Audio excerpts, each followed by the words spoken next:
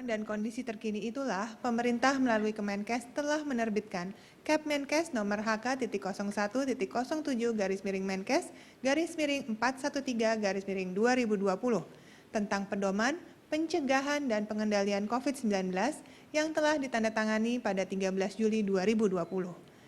Beberapa perubahan yang terjadi seperti dalam tata laksana PCR test lebih difokuskan untuk menjaring kasus baru dalam rangka pencegahan penyebaran COVID-19. Kini Indonesia akan terus menggunakan terminologi baku sesuai yang dipakai oleh seluruh dunia, yaitu menyebut definisi kasus dengan sebutan suspek, kasus probable, dan kasus konfirmasi. Kementerian Kesehatan akan menyampaikan perkembangan terbaru ini sampai masyarakat dan pemerintah daerah serta tenaga kesehatan semua terinformasikan dengan baik. Pemutakhiran panduan tersebut semakin menguatkan pelaksanaan arahan Presiden untuk tetap berkonsentrasi untuk memasifkan 3T, yakni testing, tracing, dan treatment. Khususnya di wilayah Jawa Timur, DKI Jakarta, Jawa Barat, Jawa Tengah, Sulawesi Selatan, Sumatera Utara, dan Papua. Gugus tugas berambisi untuk tercapainya 30.000 pemeriksaan per harinya, bukan saja dengan menambah laboratorium penguji, namun juga memastikan piranti lunak dan sumber daya manusianya sama siapnya. Jadi, hardware atau mesin ditambah software teknologinya, dan ditambah brainware tenaga ahlinya.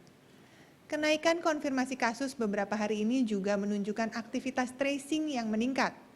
Terima kasih kepada semua tenaga kesehatan dari pusat sampai daerah yang tanpa lelah selalu giat aktif menelusuri kontak dan riwayat kasus.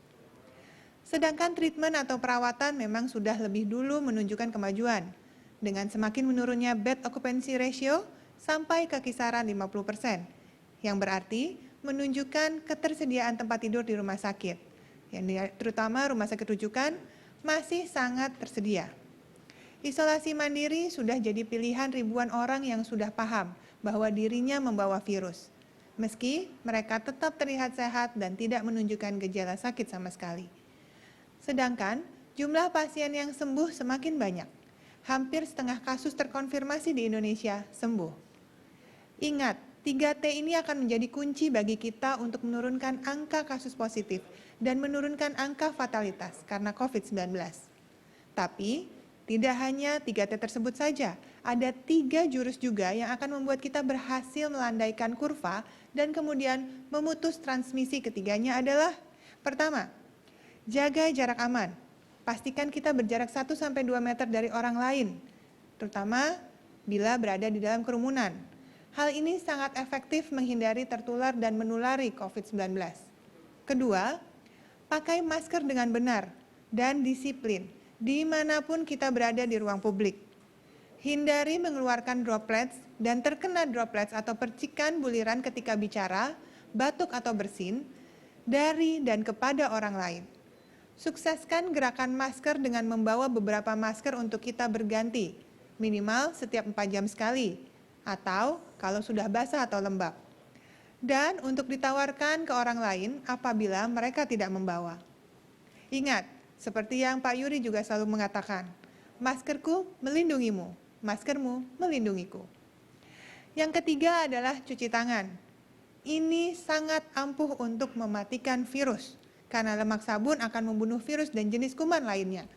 Cuci tangan dengan sabun dan air mengalir minimal 20 detik, dan ikuti anjuran tahapannya agar tangan benar-benar bersih maksimal.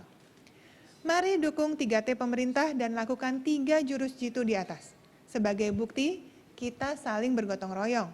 Pemerintah dan masyarakat bersatu melawan COVID-19. Bersama kita bisa, dan salam sehat dari saya. Untuk selanjutnya, saya persilakan Bapak Dr. Ahmad Yuryanto menyampaikan kinerja hari ini.